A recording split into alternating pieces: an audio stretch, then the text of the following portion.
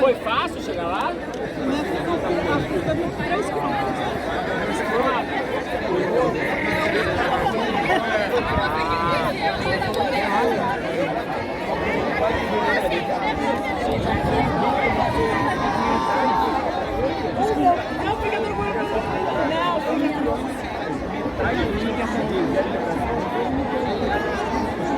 Não se sinta mal, não se sinta mal. Uma movimentação ali, vai ser 1h45 que começa a chegar o chefe. Os presidentes, todos aí. Ali é a imprensa que está se movimentando. Já é um quarto. Que hora que é? 1h45. Ah, então tá na hora, vamos chegar agora.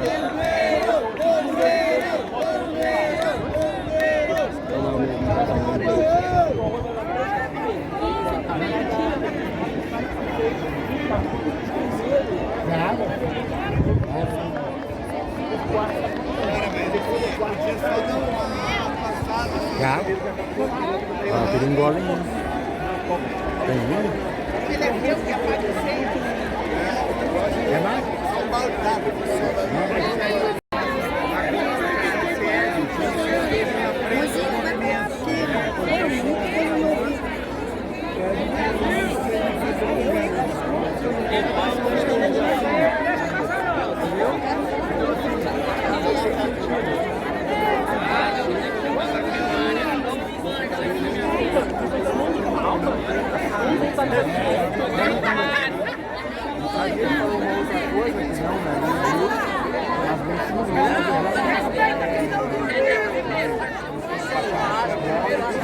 Gente, não dormiu aqui, meu povo!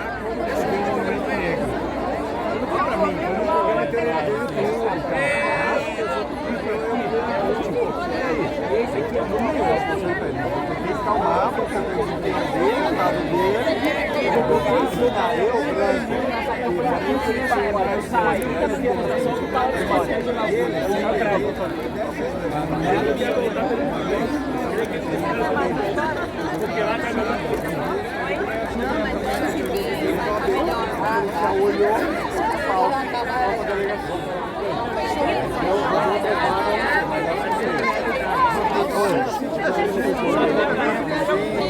Aí eu paro do rastro, ele pega alguém e leva,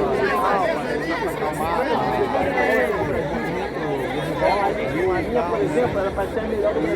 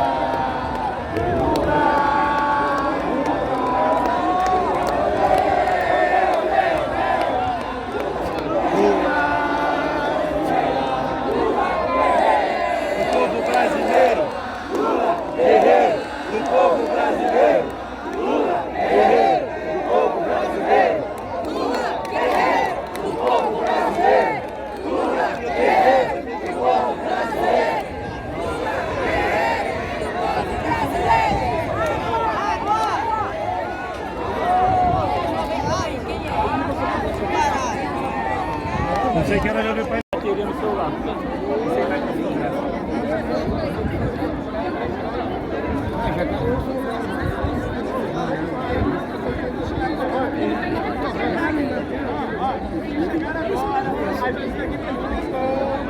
Acho que eles estão ensaiando mesmo.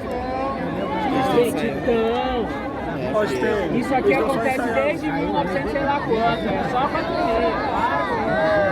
Cara, tu não vai chegar no que ele vai descer pra aqui. As pessoas estão esperando no Congresso.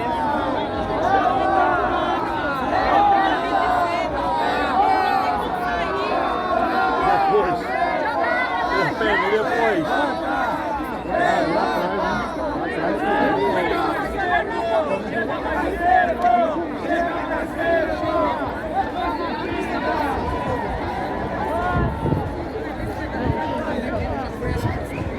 Será que o Lula vai falar com a gente?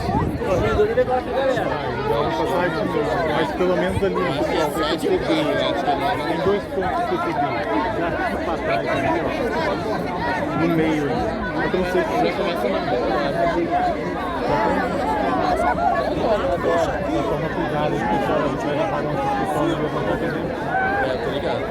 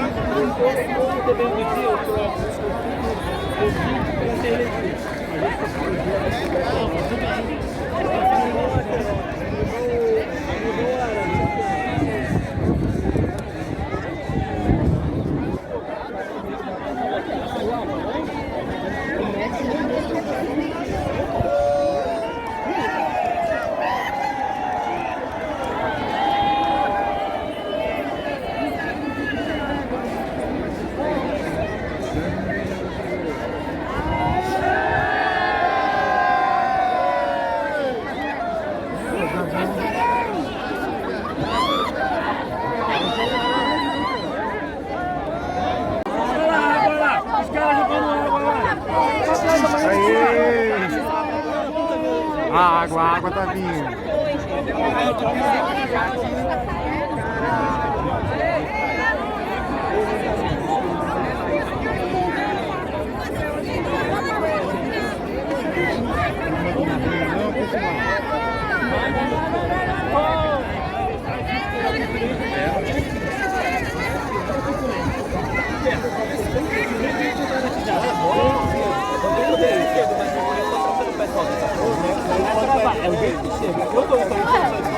Cara, os caras sentados, ficaram voando a perna, colocaram cadeira de achando que é deles, cara. O cara estica a perna e ocupa 4 lugares ali. Deitado, velho. Não dá. Pra você ganhar esse espaço, você poder dar uma força. Mas a gente foi no lanche. A gente foi no irmão. A gente não foi na truculência. A gente chegou. Não precisa. É isso. Porque quanto mais embaixo pra entre a gente, mais ele vai falar. Não é a gente aqui, a gente vai se entender. Mas os caras lá vão falar quando a gente não tá fazendo. Os índios, já que eles estão ali. Já tá vindo a chuva. Olha lá. Não tá entendendo. Olha só, os dois começou a entregar prótese e azulzinho pra todo mundo. Leite condensado, hoje vai arrumar agora. Também não chegou, não. Se chegou, meu pai tomou tudo. Não chegou, lá em casa não chegou. Sabe se teu irmão tomou? É, Ou o Eric? o Eric. Vai ter que mandar o Eric. Falaram que o Bolsonaro mandou azulzinho pra casa. Mexeu com ela, mexeu com ela. Se eu criar era água aqui, ó. Ó, o povo tá indo embora.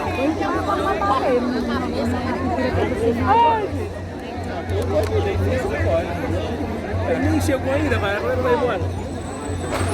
Ai, que susto, tá com a cerveja pra lá e pra cá, já tô tudo já. Passou uma lombada e eu já assustei já.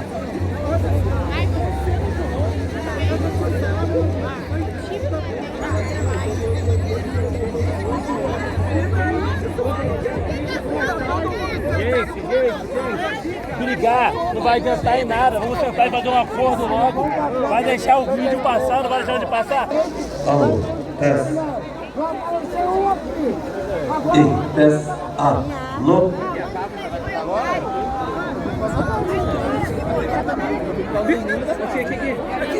Você acordou que horas? Acordei 20 de contar. Então sai mais um dia que eu vou visitar. sabe o horário. História. Sai daí, pequenês, sai daí. O Pablo vai fechar hoje. Eu só cheguei aqui pra jornalista. Não, mas dá tempo não, ele vai embora 10 horas, não vai dar tempo. Deixa eu ver a Pablo. Ele não vai frutificar em nada, não vai estressar, cara. Um calor desse. Vai ter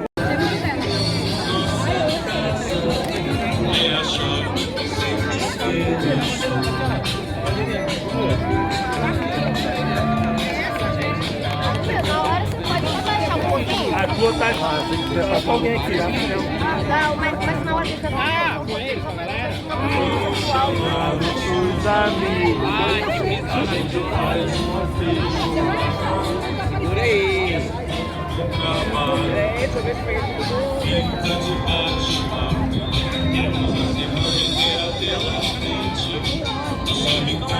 Olha,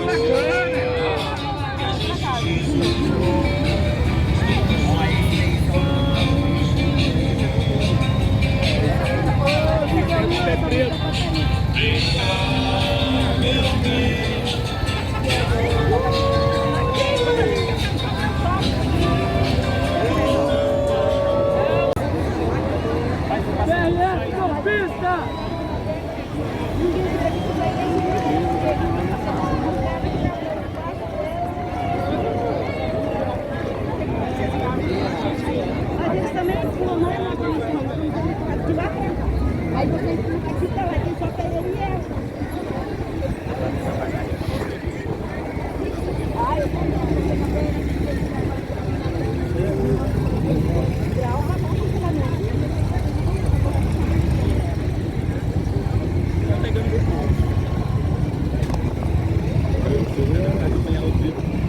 PRF, golpista! Ô, PRF, golpista!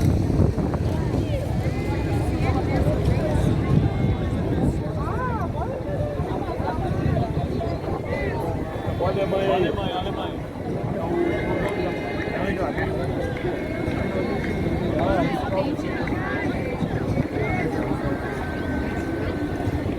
A Austrália mandou também, ó. Não é a Austrália, não é a Austrália.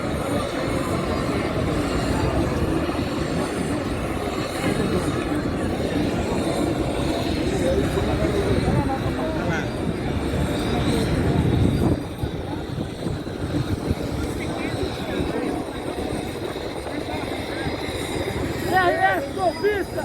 Ó, PRF!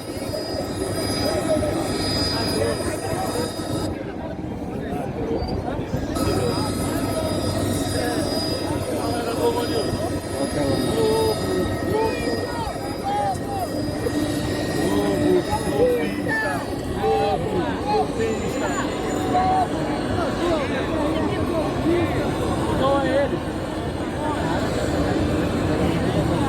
Aquele moleque lá tá indo pra mim direto, aquele moleque lá. Quer te reconquistar. Não é bolsonarista, não vai mais frio. Tá, ô meu.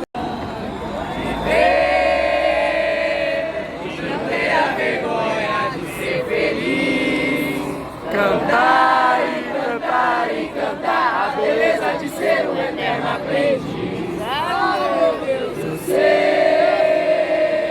que a vida devia ser bem melhor encerrar, mas isso não impede que eu repita. É bonita, é bonita e é bonita. Eu vou dar um grito daqui a pouco, ó. Não viu? Ele não viu os outros, ele não vai. Ele não viu.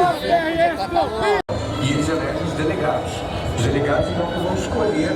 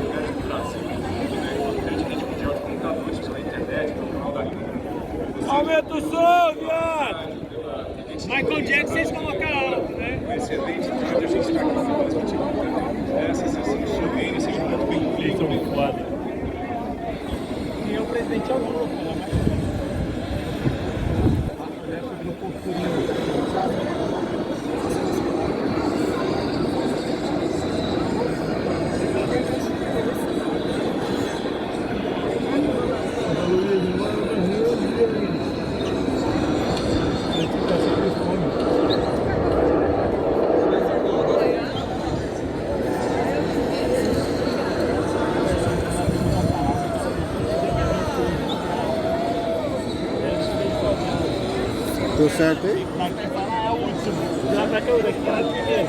Escorado ela. Dar posse ao excelentíssimo presidente da República, senhor Luiz Inácio Lula da Silva.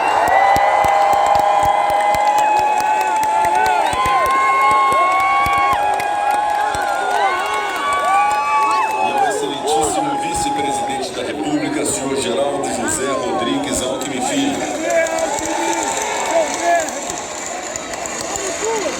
Eleitos em 30 de outubro de 2022 e diplomados pelo Tribunal Superior Eleitoral no dia 12 de dezembro do mesmo ano. Suas Excelências encaminharam à mesa os diplomas que serão publicados na forma do regimento interno.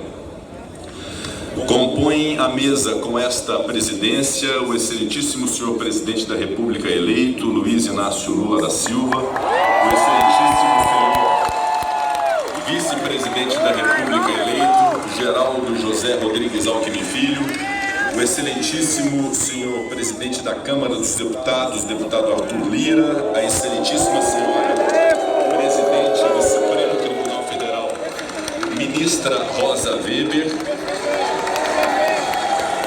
o excelentíssimo senhor procurador-geral da República, Dr. Augusto Aras, o excelentíssimo senhor da mesa do Congresso Nacional, deputado Luciano Bivar.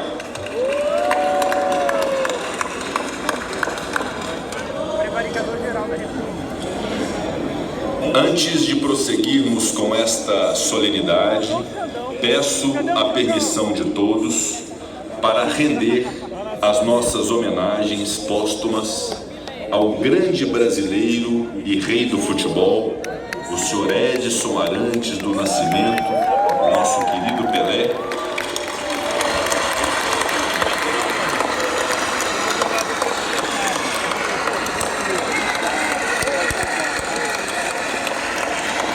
E também as homenagens póstumas à sua santidade, o Papa Emérito Bento XVI, ambos falecidos nos últimos dias. Proponho, nesse instante, que fiquemos em posição de respeito para observarmos um minuto de silêncio. Os papas antigamente duravam 100 anos. Já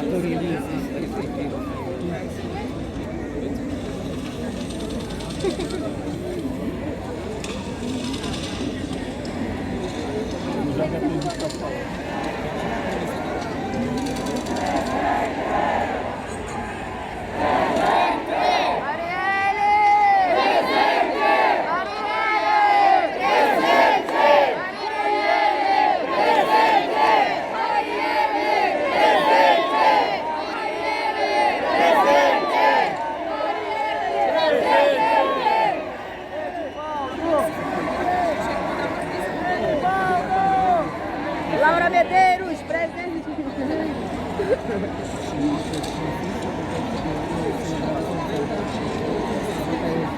Já passou 24 horas já, meu Deus do céu.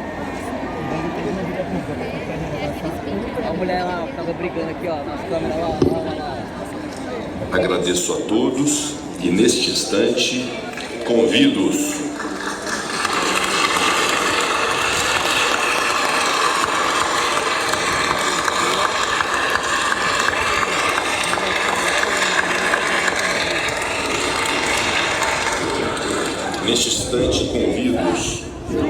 ainda em posição de respeito, para cantarmos o hino nacional executado pela Banda dos Fuzileiros Navais.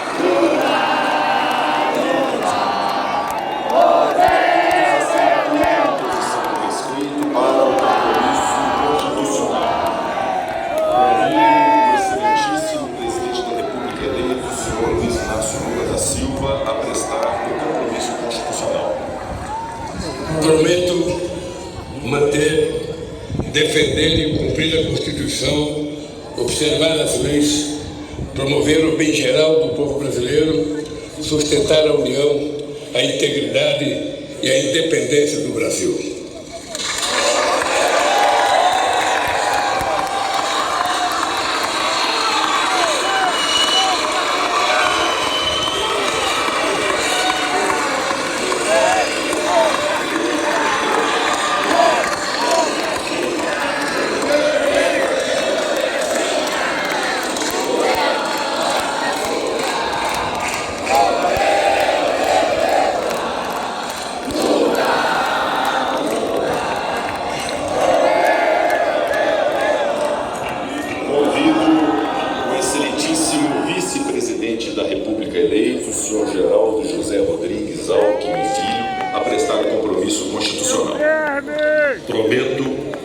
Defender e cumprir a Constituição, observar as leis, promover o bem geral do povo brasileiro, sustentar a união, a integridade e a independência do Brasil.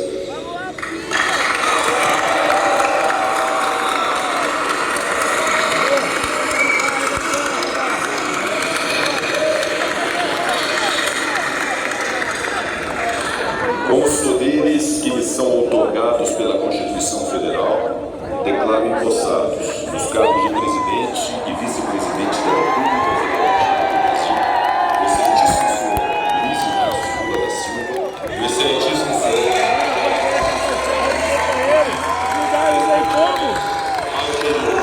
primeiro de janeiro de 2023 a 4 de janeiro de 2027.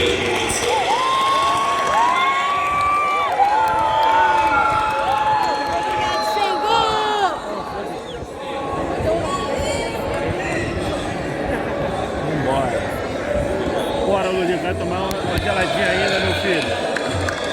Salve na careca pra cá. Com a palavra o senhor primeiro secretário da mesa do Congresso Nacional, o deputado Luciano Bivar, que procederá à leitura do termo de posse. Termo de posse do excelentíssimo senhor Luiz Inácio Lula da Silva e do excelentíssimo senhor Geraldo José Alckmin Filho, nos cargos de presidente e vice-presidente da República.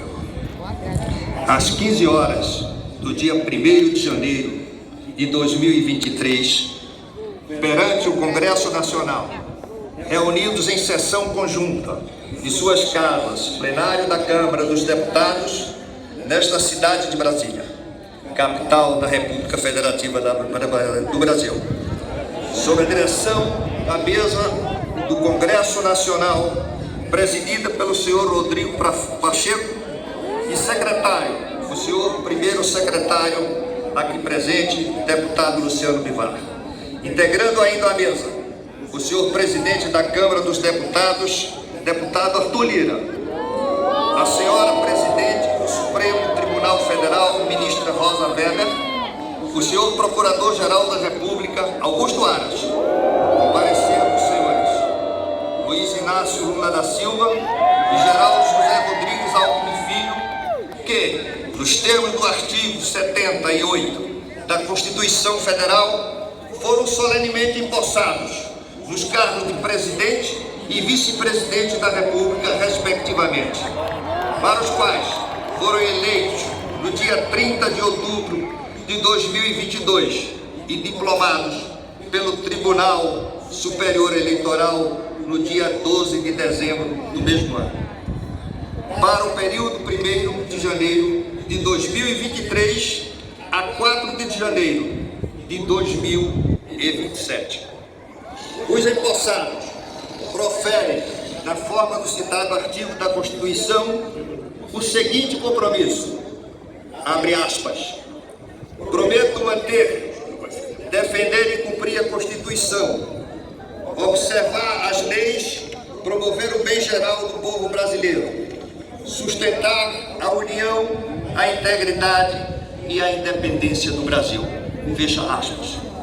E, de conformidade com o disposto no artigo 75 do Regimento Comum do Congresso Nacional, o senhor secretário-geral da Mesa do Senado Federal, Gustavo Afonso Saboia Vieira, lavrou o presente termo, que é assinado pelos empossados e pelos membros da mesa que dirigiu os trabalhos desta sessão.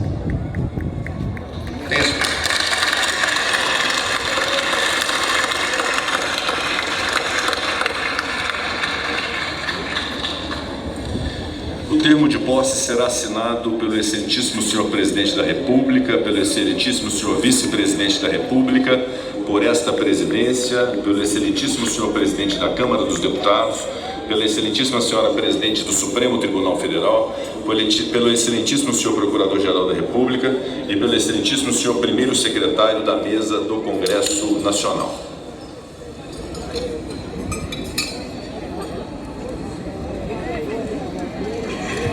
Presidente, se me permitiu, Pode tudo. eu estou vendo aqui o ex-governador do Piauí, o companheiro Elton. Eu queria contar uma história. Em 1989, eu estava fazendo um comício no Piauí. Foi um grande comício. Depois nós fomos caminhar até a igreja São Benedito.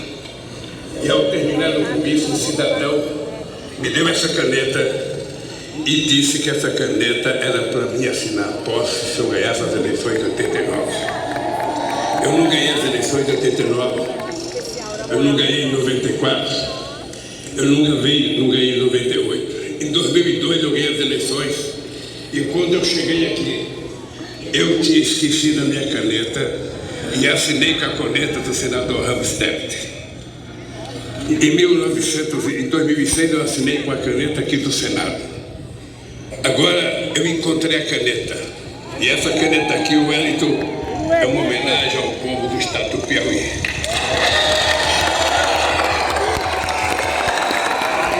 Aí tirou onda pra caralho.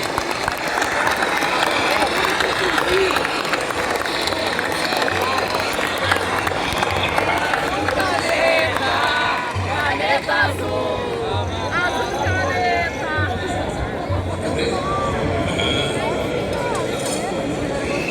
Fato histórico.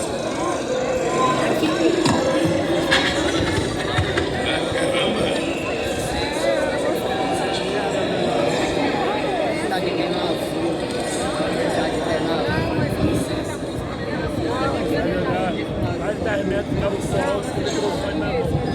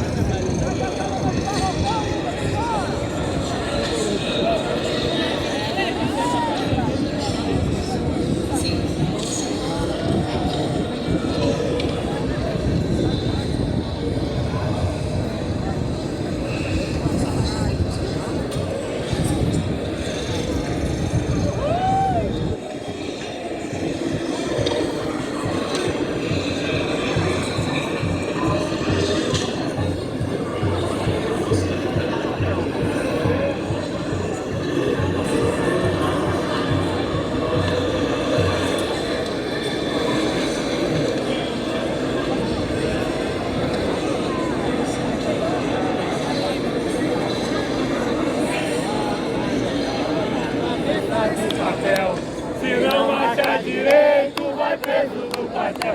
O quartel pegou fogo, a polícia deu sinal. Acorde, a bandeira nacional.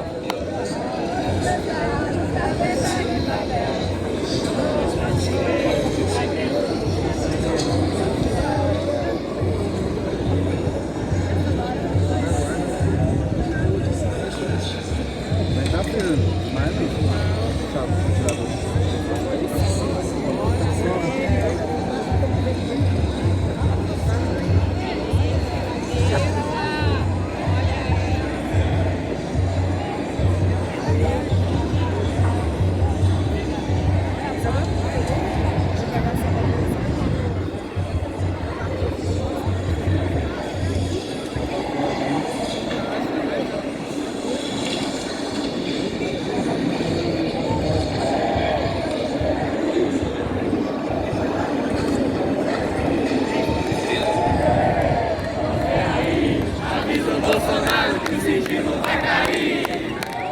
Ei, você aí, avisa o Bolsonaro que o sigilo vai cair. Ei, você aí, avisa o Bolsonaro que o sigilo vai cair. Quero fofoca!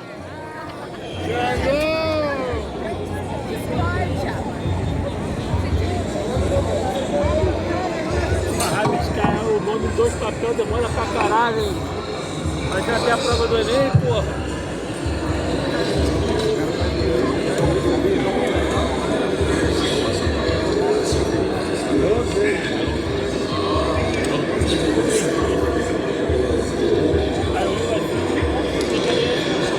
Tenho a honra de conceder a palavra ao excelentíssimo presidente da República, senhor Luiz Inácio Lula da Silva.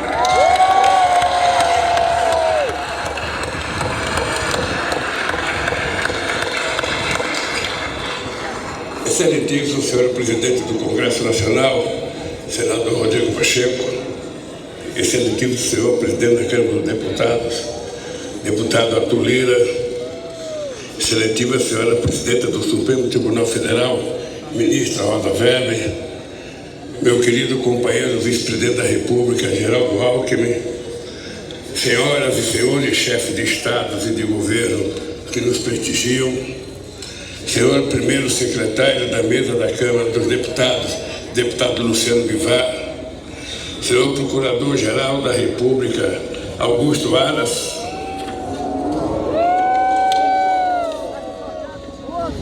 minha querida companheira e esposa Janja, nossa querida companheira e esposa do Alckmin, Lu Alckmin, meu querido companheiro José Sarney, presidente da República, minha querida companheira Dilma Rousseff, presidente da República,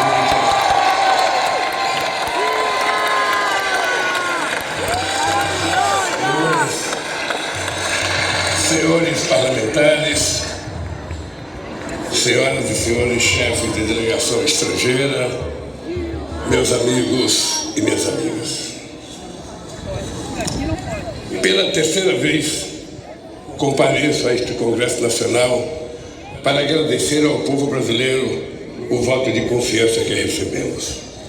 Renovo o juramento de fidelidade à Constituição da República, junto com o vice-presidente Geraldo Alckmin e os ministros que conosco vão trabalhar. Se estamos aqui hoje, é graças à consciência política da sociedade brasileira e à frente democrática que formamos ao longo desta histórica campanha eleitoral.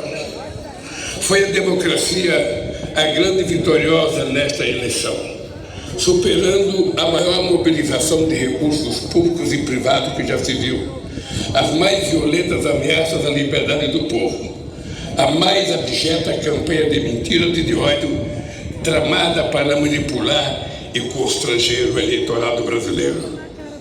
Nunca os recursos do Estado foram tão desvirtuados em proveito de um projeto autoritário de poder. Nunca a máquina pública foi tão desencaminhada dos controles republicanos. Nunca os eleitores foram tão constrangidos pelo poder econômico e por mentiras disseminadas em escala industrial. Apesar de tudo, a decisão das urnas prevaleceu, graças a um sistema eleitoral internacionalmente reconhecido por sua eficácia na captação e apuração dos votos. Foi fundamental a atitude corajosa do Poder Judiciário, especialmente do Tribunal Superior Eleitoral,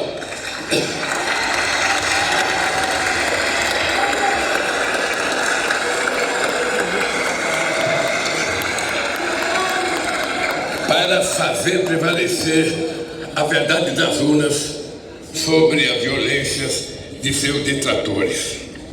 Senhoras e senhores, ao retornar a este plenário da Câmara dos Deputados, onde participei da Assembleia Constituinte de 1988, recordo com emoção os embates que travamos aqui democraticamente para inscrever na Constituição o mais amplo conjunto de direitos sociais, individuais e coletivos em benefício da população e da soberania nacional.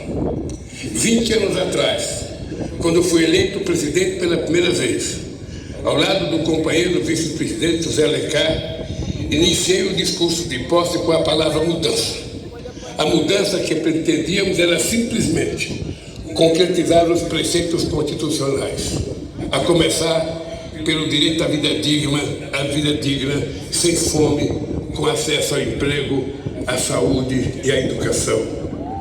Disse naquela ocasião que a missão de minha vida estaria cumprida quando cada brasileiro e brasileira pudesse fazer 3 refeições por dia.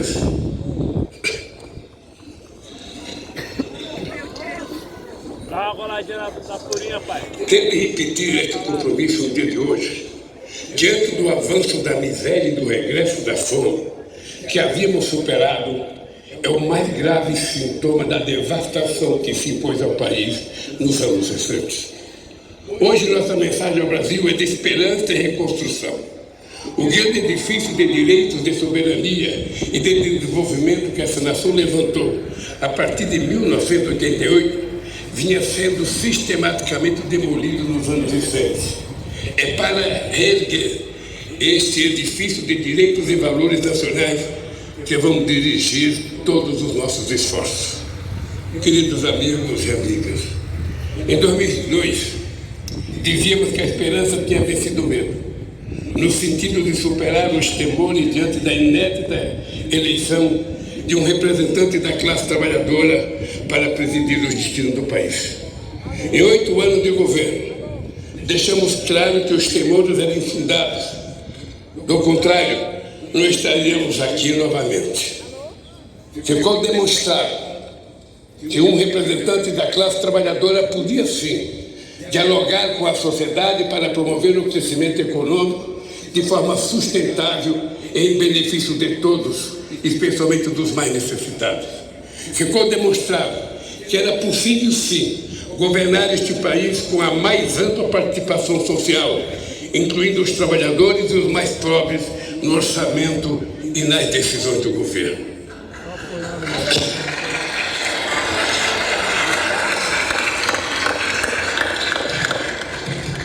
Ao longo desta campanha eleitoral, vi a esperança brilhar nos olhos de um povo sofrido, em decorrência da destruição de políticas públicas que promoviam a cidadania, os direitos essenciais, a saúde e a educação.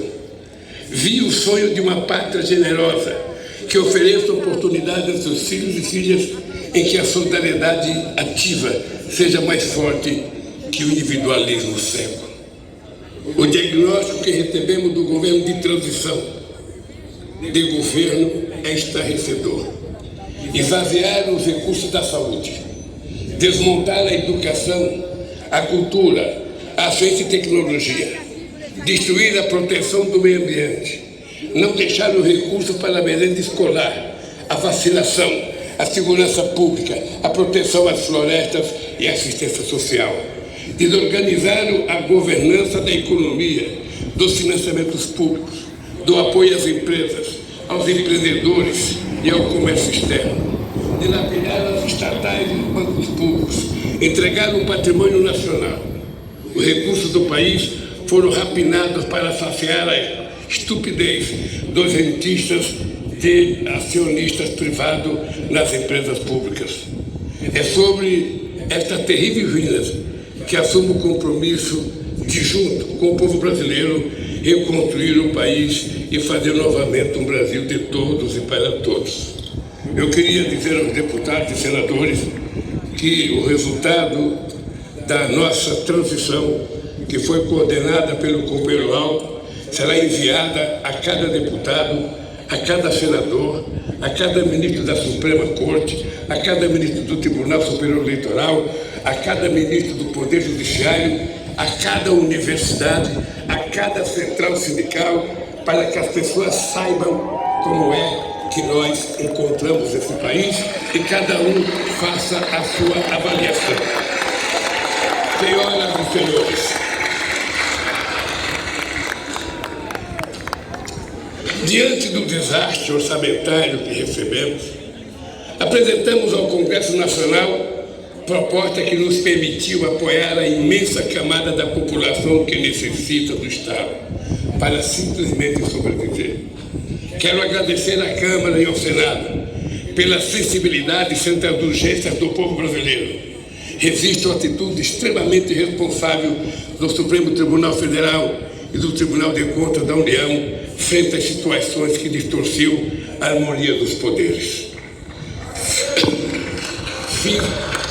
Fiz assim fiz, porque não seria justo nem correto pedir paciência para quem tem fome.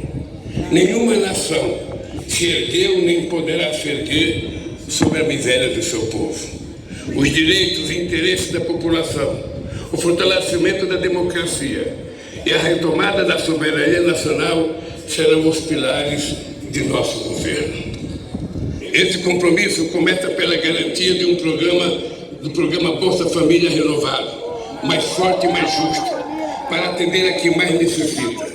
Nossas primeiras ações visam resgatar da fome 33 milhões de pessoas e resgatar da pobreza mais de 100 milhões de brasileiros e brasileiras que suportaram a mais dura carga do projeto de destruição nacional que hoje se encerra. Senhoras e senhores, esse processo eleitoral também foi caracterizado pelo contraste entre distintas visões de mundo. A nossa, centrada na solidariedade e na participação política e social para a definição democrática dos destinos do país. A outra, no individualismo, na negação da política, na destruição do Estado em nome de supostas liberdades individuais. A liberdade que sempre defendemos é a de viver com dignidade, com pleno direito de expressão e manifestação e, sobretudo, de organização. A liberdade que eles pregam é a de oprimir o vulnerável, massacrar o oponente e impor a lei do mais forte acima das leis da civilização. O nome disso é barbárie. Compreendi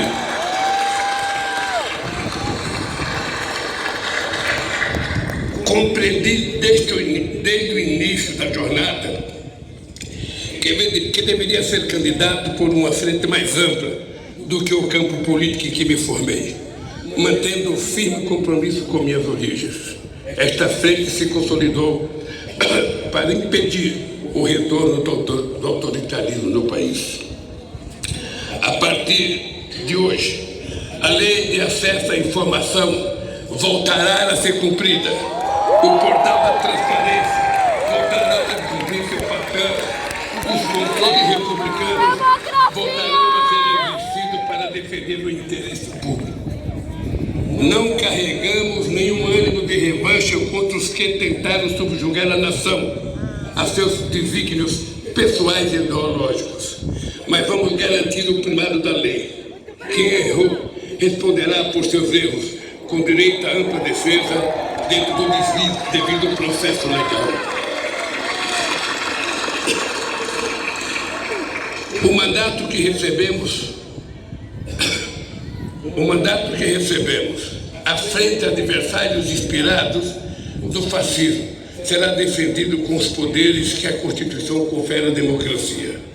Ao ódio responderemos com amor, à mentira com a verdade, ao terror e à violência responderemos com as leis e suas mais duras consequências. Sob os ventos da redemocratização dizíamos, ditadura nunca mais. Hoje, depois do terrível desafio que superamos, devemos dizer, democracia para sempre.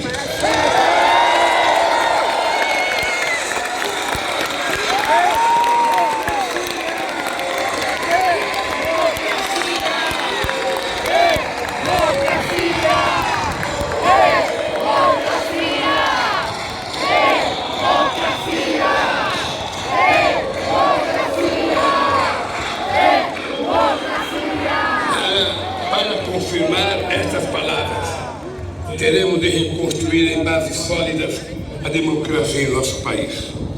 A democracia será defendida pelo povo na medida em que garantir a todos e a todas os direitos inscritos na Constituição. Senhoras e senhores,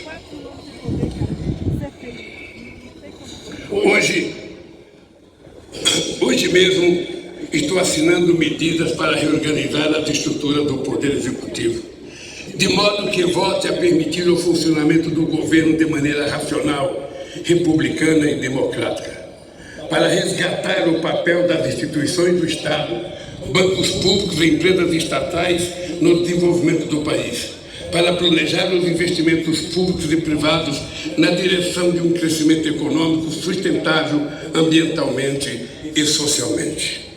Em diálogo com os 27 governadores, vamos definir prioridades para retomar obras irresponsavelmente paralisadas, que são mais de 14 mil no país.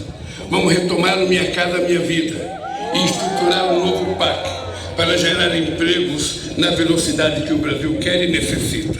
Buscaremos financiamento e cooperação nacional e internacional para o investimento, para dinamizar e expandir o mercado interno de consumo, desenvolver o comércio, exportações, serviços, agricultura e indústria. Os bancos públicos, especialmente o BNDES, e as empresas indutoras do crescimento e inovação, como a Petrobras, terão um papel fundamental nesse novo ciclo. Ao mesmo tempo, vamos impulsionar as pequenas e médias empresas potencialmente as maiores geradoras de emprego e renda, o empreendedorismo, o cooperativismo e a economia criativa. A roda da economia vai voltar a girar e o consumo popular terá papel central nesse processo. Vamos retomar a política de valorização permanente do salário mínimo e estejam certos de que vamos acabar mais uma vez com a vergonhosa fila do INSS, outra injustiça restabelecida nesse tempo de destruição.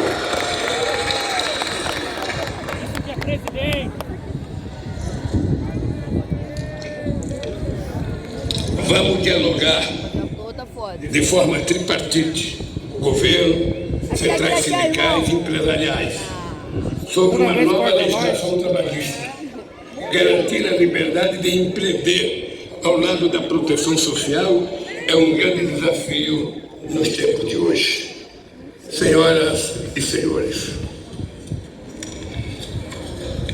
o Brasil é grande demais para renunciar ao seu potencial produtivo. Não faz sentido importar combustíveis, fertilizantes, plataforma de petróleo, microprocessadores, aeronaves e satélites. Temos capacidade técnica, capitais e mercado em grau suficiente para retomar a industrialização e a oferta de serviços em nível competitivo. O Brasil pode e deve figurar na primeira linha da economia global. Caberá ao Estado articular a transição digital e trazer a indústria brasileira para o século XXI com uma política industrial que apoie a inovação, estimule a cooperação público-privada, fortaleça a ciência e tecnologia e garanta acesso a financiamentos com custos adequados.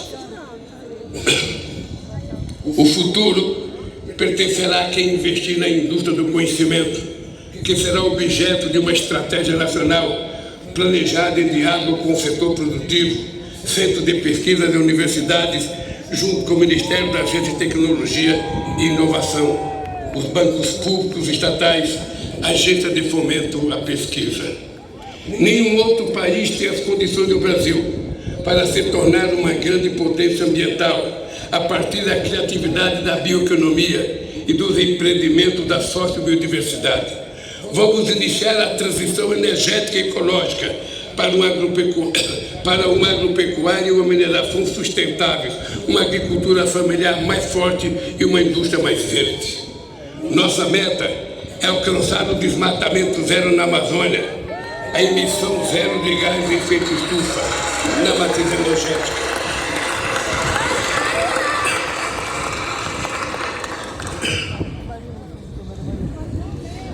Além de estimular o reaproveitamento de pastagens degradadas, o Brasil não precisa desmatar para manter e ampliar sua estratégica fronteira agrícola.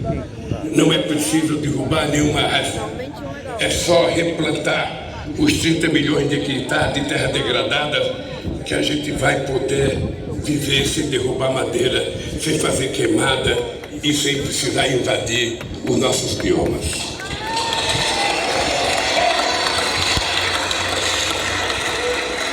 Incentivaremos sim a prosperidade na terra, liberdade e oportunidade de criar, plantar e colher continuará sendo nosso objetivo. O que não podemos admitir é que seja uma terra sem lei. Não vamos tolerar a violência contra os pequenos, o desmatamento e a degradação do ambiente que tanto mal já fizeram ao nosso país. Esta é uma das razões, não a única, da criação do Ministério dos Povos Indígenas. Ninguém conhece melhor nossas florestas, nem é mais eficaz de defendê-la do que o que estava aqui desde tempos imemoriais. Cada terra demarcada é uma nova área de proteção ambiental. A estes brasileiros e brasileiras devemos respeito e com eles temos uma dívida histórica.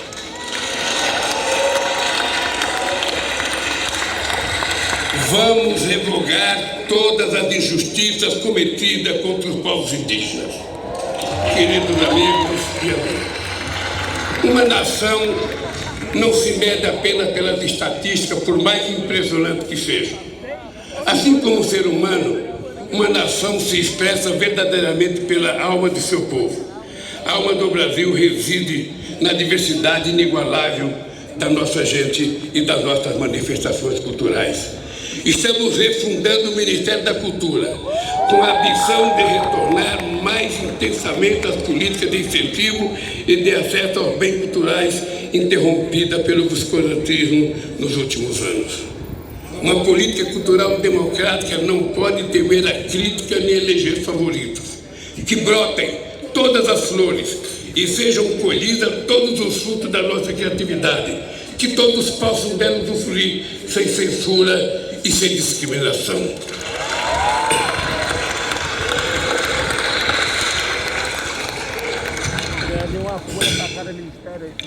Não é admissível que negros e pardos continuem sendo a maioria pobre e oprimida de um país construído com suor e sangue de seus ascendentes africanos. Criamos o Ministério da Promoção da Igualdade Racial para ampliar a política de cotas nas universidades e no serviço público, além de retomar as políticas voltadas para o povo negro e pardo na saúde, educação e cultura. É inadmissível que as mulheres recebam menos que os homens realizando a mesma função, que não sejam reconhecidas em um mundo político machista, que sejam assediadas impunemente nas ruas e no trabalho, que sejam vítimas de violência dentro e fora de casa.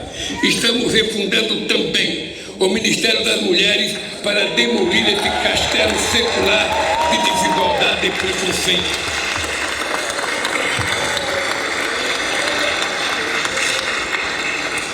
Não existirá verdadeira justiça num país em que um só ser humano seja injustiçado.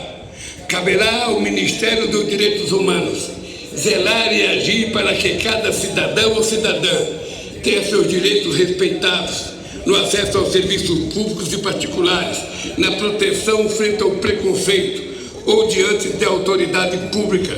Cidadania é outro nome da nossa querida democracia.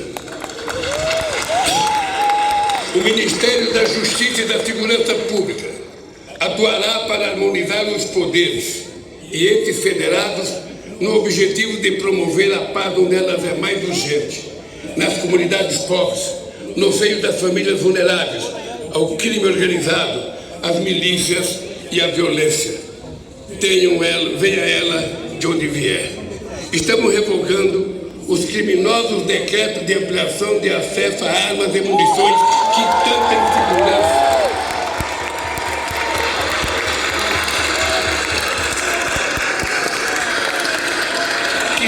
insegurança e tanto mal causaram às famílias brasileiras.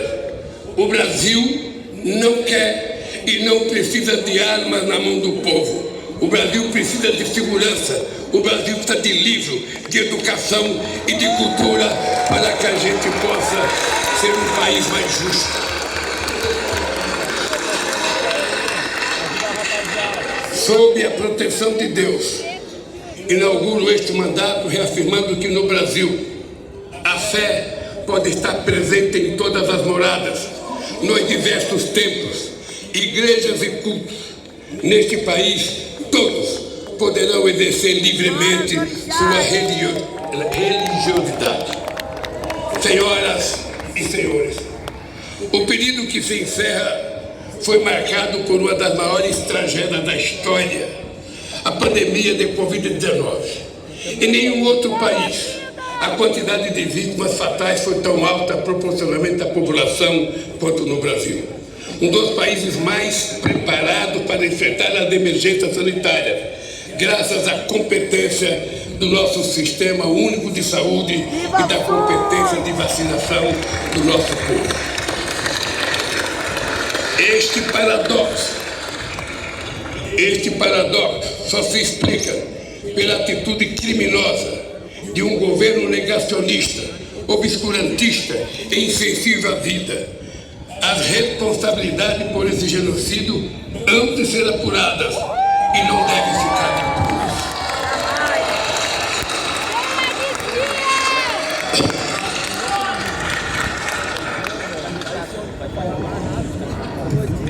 O que nos cabe no momento é prestar solidariedade aos familiares, pais, órfãos, irmãos e irmãs de quase 700 mil vítimas da pandemia.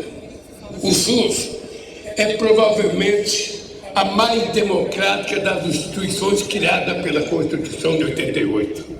Certamente por isso foi a mais perseguida desde então e foi também a mais prejudicada por uma estupidez chamada teto de gastos que haveremos de revogar.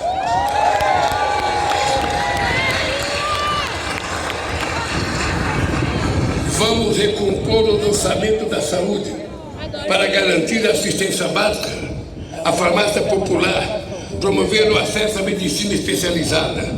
Vamos recompor os orçamentos da educação, investir em mais universidades, no ensino técnico, na universalização do acesso à internet, na ampliação das creches e nos ensino público em tempo integral. Este é o investimento que verdadeiramente levará ao desenvolvimento do país. O modelo que propomos, aprovado nas urnas, exige sim compromisso com a responsabilidade, a credibilidade e a previsibilidade. E disso não vamos abrir mão. Foi com realismo orçamentário, fiscal e monetário, buscando a estabilidade, controlando a inflação e respeitando contratos que governamos este país. Não podemos fazer diferente. Temos sim a obrigação de fazer melhor do que fizemos. Senhoras e senhores, os olhos do mundo estiveram voltados para o Brasil nestas eleições. O mundo espera que o Brasil volte a ser um líder no enfrentamento à crise climática e um exemplo de país social e ambientalmente responsável, capaz de promover o crescimento econômico com distribuição de renda, combater a fome e a pobreza dentro do processo democrático. Nosso protagonismo se concretizará pela retomada da integração sul-americana a partir do Mercosul, a revitalização da Unasul e de mais instâncias de articulação soberana da nossa região. Sobre esta base, poderemos reconstruir o diálogo ativo e altivo com os Estados Unidos, a comunidade europeia, a China, os países do Oriente e outros atores globais, fortalecendo os BRICS e a cooperação com os países da África e rompendo o isolamento a que o país foi submetido nesses últimos tempos. O Brasil tem de ser dono de si mesmo, dono do seu destino. Tem de voltar a ser um país soberano. Somos responsáveis pela maior parte da Amazônia e por vastos biomas, grandes aquíferos, jazidas de minérios, petróleo e fontes de energia limpa. Com soberania e responsabilidade, seremos respeitados para compartilhar esta grandeza com a humanidade, solidariamente, jamais com subordinação. A relevância da eleição no Brasil refere-se, por fim, às ameaças que o modelo democrático vem enfrentando ao redor do planeta. Articula-se uma onda de extremismo autoritário que dissemina o ódio e a mentira por meios tecnológicos que não se submete a controles transparentes.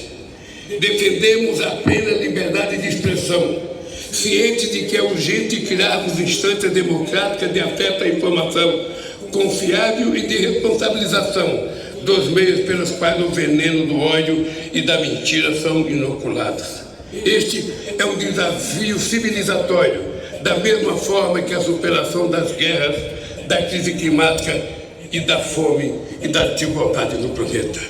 Reafirmo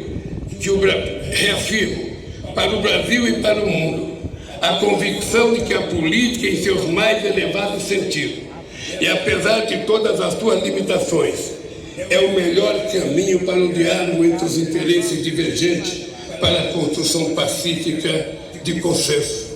Negar a política e desvalorizá-la e criminalizá-la é o caminho da barbárie e das tiranias.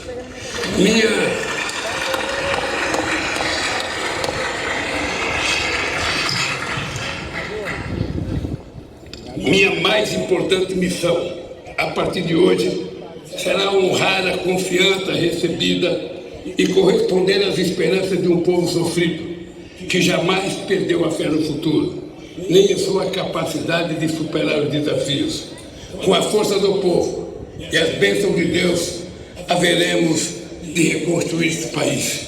Viva a democracia! Viva o povo brasileiro! Muito obrigado, companheiros!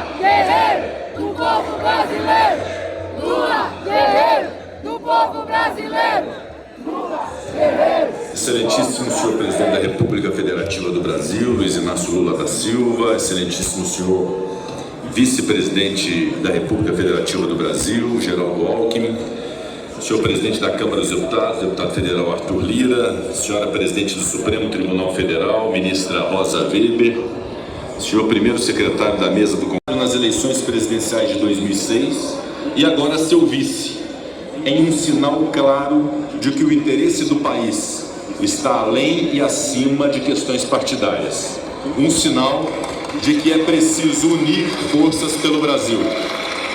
O início de novo governo é momento de renovação da esperança em um país mais inclusivo, seguro, democrático e justo.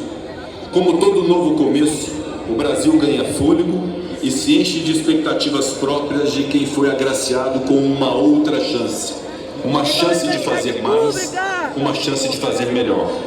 Nas eleições de 2022, a democracia brasileira foi testada e saiu-se vitoriosa. É possível que tenha sido o processo eleitoral mais importante da nossa história após a redemocratização. O tempo dirá. As instituições foram capazes de garantir a vontade da soberania popular, que se manifestou por meio dos votos no processo eleitoral e resultou na escolha majoritária da frente ampla defendida pela chapa vitoriosa. E aqui um registro de reconhecimento deste Congresso Nacional à justiça eleitoral do nosso país, na pessoa do ministro Alexandre de Moraes, presidente do Tribunal Superior Eleitoral.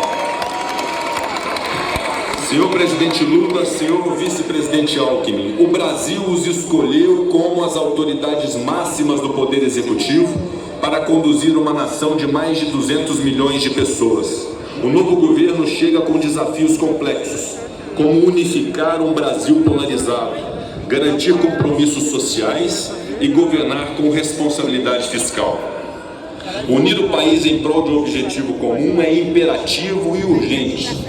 Reconciliar os brasileiros que discordaram sobre os rumos do país, incentivar atos de generosidade, desencorajar o revanchismo, coibir com absoluto rigor atos de violência, restabelecer a verdade, fortalecer a liberdade da imprensa, honrar a Constituição e venerar a democracia. O Brasil, senhor presidente, clama por mudanças estruturais. Os anseios sociais precisam ser concretizados, não há tempo a perder. Há brasileiros que precisam muito de nós, agentes públicos, pois passam fome, vivem na miséria, sofrem com as desigualdades.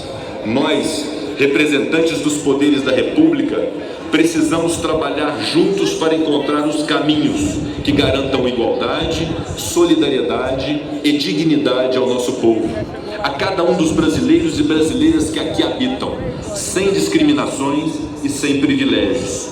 A conjuntura brasileira ainda se encontra profundamente marcada pela crise sanitária da Covid-19.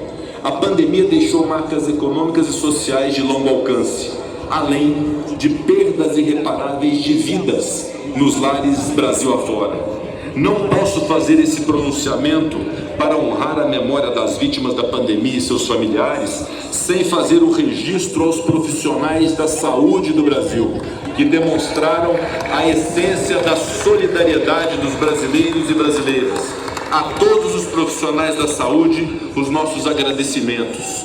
E após a pandemia, a crise econômica foi uma realidade em todos os países do mundo. Por aqui, voltamos a conviver com um inimigo antigo, a inflação, e também com o seu remédio amargo, os juros altos. Empregos foram perdidos, empresas foram fechadas e o brasileiro viu seu poder de compra minguar. A agenda econômica do novo governo precisa encontrar o ponto de equilíbrio entre a política fiscal, monetária e social, a fim de que o Brasil volte a crescer e gerar empregos.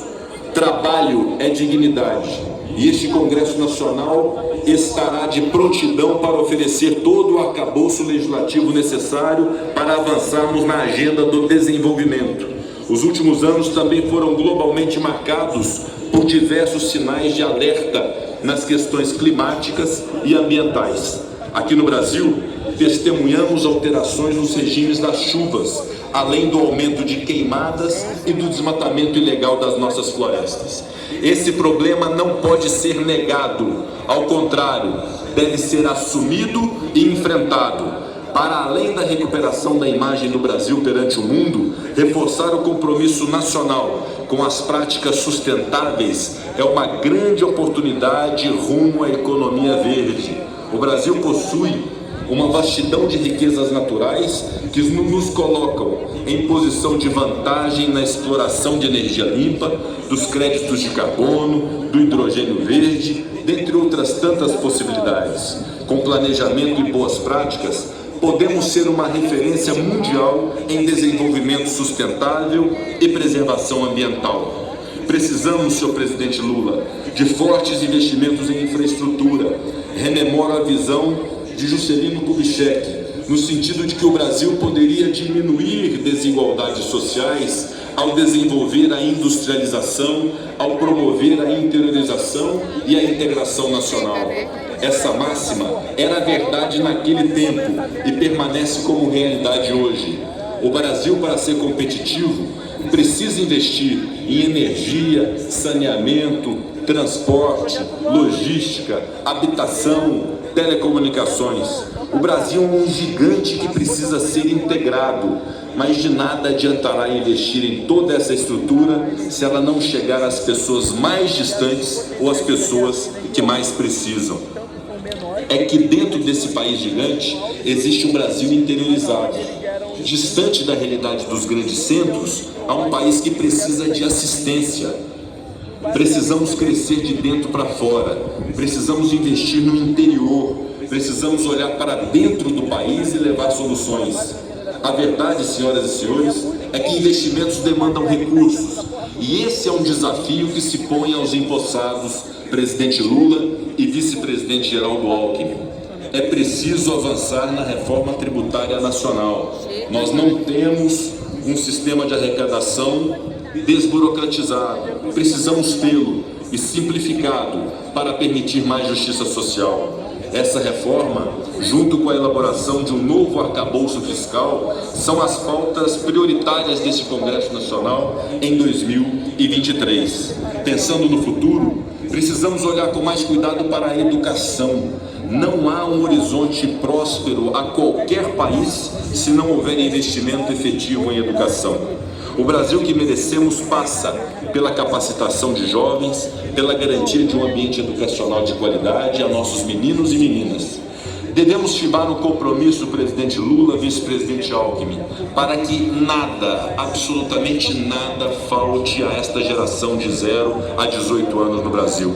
Nossas crianças e jovens precisam de ensino, merenda, material escolar, esporte, cultura, artes, assistência médica, assistência psicológica, assistência psiquiátrica e social. Para além do ensino teórico, a educação brasileira deve englobar conceitos de cidadania, diversidade, respeito, ética. Precisamos, enfim, formar cidadãos. E ao falar em educação, ressalta a importância da valorização da cultura em nosso país, rico em diversidade e referência mundial nas artes. E aqui, permitam-me citar a dama do teatro brasileiro e imortal da Academia Brasileira de Letras, a atriz Fernanda Montenegro, que diz: um país sem cultura é um país sem educação. Da cadeira que ocupo, permito-me fazer um registro breve sobre a atuação do Parlamento brasileiro no último biênio em que tive a honra de presidir o Senado Federal e o Congresso Nacional.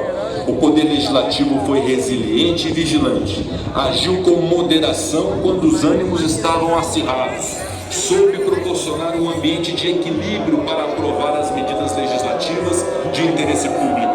Senhor Presidente, senhor Vice-Presidente, Vossas Excelências encontrarão um parlamento progressista, reformista, que defende mulheres, que combate o racismo, que demonstra preocupação com as causas ambientais. Um poder legislativo que aprovou importantes marcos legais, como o do câmbio, do saneamento, das ferrovias, da cabotagem, das leis de licitações, da recuperação judicial e da falência. Um Congresso Nacional ávido por ver o Brasil atingir o máximo de seu potencial, com um arcabouço legal que garanta segurança jurídica ao mesmo tempo em que viabilize o seu desenvolvimento. Da parte do Poder Legislativo, quero assegurar que o espírito dos parlamentares brasileiros é de cooperação. Tanto é verdade esta cooperação que antes mesmo da posse do novo governo eleito, abrimos diálogo com o governo da transição para aprovar a emenda constitucional número 126 de 2022, oriunda da chamada PEC da transição.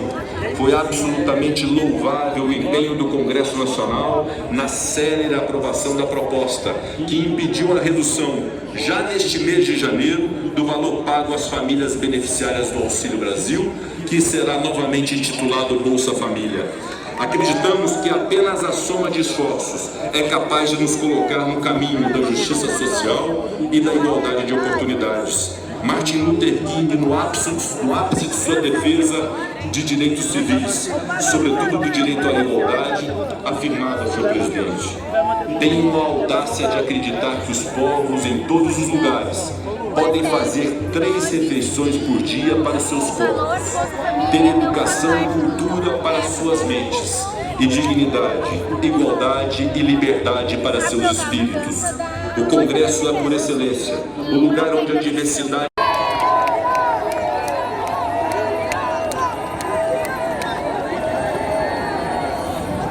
Eu entendi porra nenhuma, mas tudo bem. Eu tô